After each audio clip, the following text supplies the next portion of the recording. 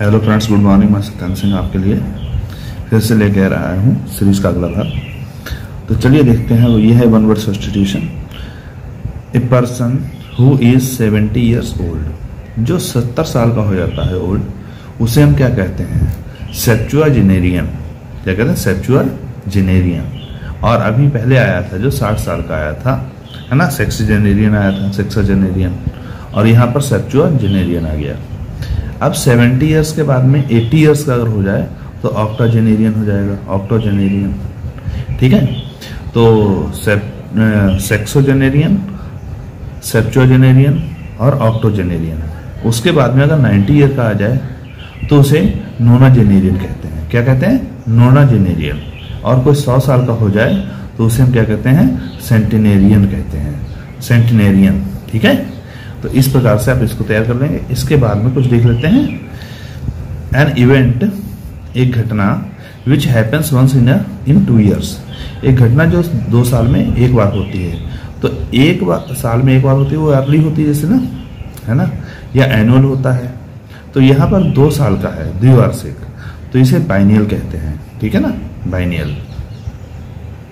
अगला है an event which happens once in 3 years, जो 3 साल में होता है। बाइनियल 2 साल में हुआ, ट्राइनियल 3 ईयर्स हो गया, ट्राइनियल हो गया। 4 ईयर्स के बारे में बात करें अगर तो क्वाड्रेनियल हो गया, क्वाड्रेनियल। इस प्रकार से अब आगे देखते हैं।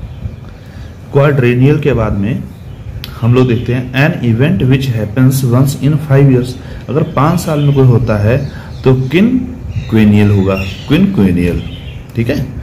तो अगले इसके बाद में है an event which happens once in 6 years. अगर वो कुछ 6 साल बाद होता है तो सेक्सिनियल हो जाएगा। क्या हो जाएगा? Sexennial. An event which happens once in 7 years, तो अगर 7 साल में होता है तो सेप्टेनियल हो जाएगा। An event which happens once in 8 years, तो अगर 8 ईयर्स में हो जाए तो उसे ऑक्टेनियल कहते हैं, है ना। और अगर an event which happens once in 10 years, अगर 10 साल में होता है तो उसे डेसेनियल भी कहते हैं। ठीक है ना। तो आपको यहाँ पर क्या हो गया? एनुअल, बाइनियल, ट्राइनियल, है ना, क्वाड्रेनियल, क्विनक्विनियल और सेक्सेनियल, सेप्टेनियल और ऑक्टेनियल। फिर उसके बाद में 10 साल का, 9 साल का नहीं है, डिसेनियल हो गया। चलिए आगे देखते हैं। पॉइंट अच्छे हैं ये। One who makes scientific study of language, एक व्यक्ति जो किसी लैंग्वेज का साइंटिफिक स्टडी करता है ना, किसी लैंग्वेज को, तो उसे लिंग्विस्ट कहते हैं।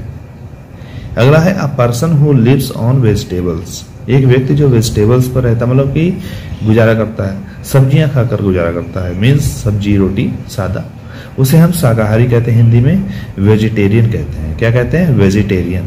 तो a person who eats vegetables and meat, एक व्यक्ति जो वेजिटेबल और मीट खाता है उसे नॉन वेजिटेरियन कह देंगे हम लोग। जो खाली वेजिटेबल खाता है, हु डजंट ईट मीट, जो मीट नहीं खाता, उसे हम क्या कहेंगे?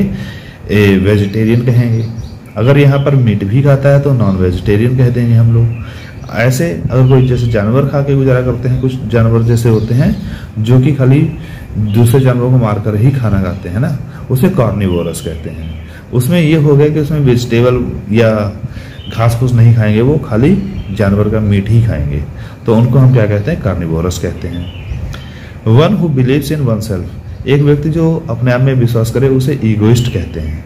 मतलब अहमवादी होता है, जैसे आत्मश्लाघी, है ना, जिसे कहते हैं ब्रह्मवादी कहेंगे। मतलब अपने आप में ज्यादा विचार करने वाला कि मैं हूं, मैं ही हूं। एक ईगोइस्ट होता है, एक ईगोटिस्ट होता है।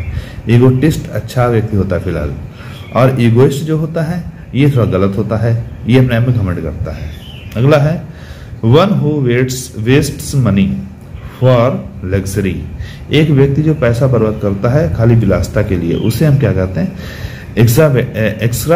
Extravagant.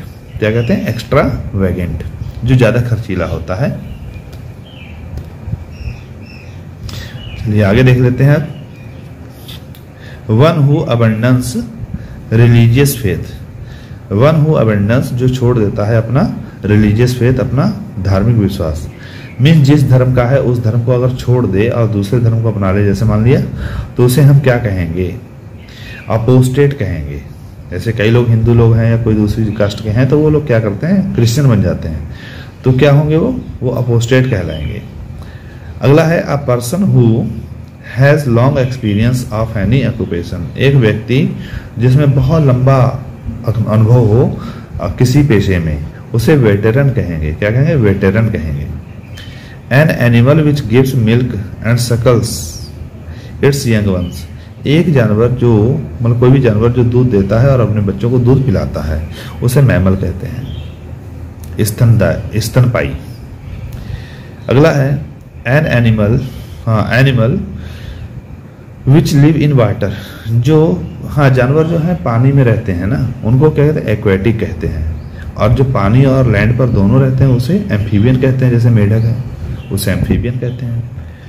Words opposite in meaning, जो शब्द मीनिंग में अपोजिट होते हैं तो उसे एंटोनिम कहते हैं। अगला है वर्ड सिमिलर इन मीनिंग, जो मीनिंग में सिमिलर होते हैं उन्हें क्या कहते हैं हम लोग? सैनोनिम कहते हैं, उनको हम सैनोनिम कहते हैं। चलिए आगे देख लेते हैं अब इसके बाद। Assembly of listeners. क्या है? असेंबली ऑफ लिसनर्स, ऑडियंस होते हैं, जो श्रोता होते हैं। अगला है बैगेज ऑफ अ ट्रेवलर। जो ट्रेवलर यात्री जो होते हैं ना, उनके पास जो बैग होता है, उसका जो सामान होता है, उसे हम क्या कहते हैं? लगेज कहते हैं। उसे बैगेज नहीं कहेंगे, उसे लगेज कहेंगे।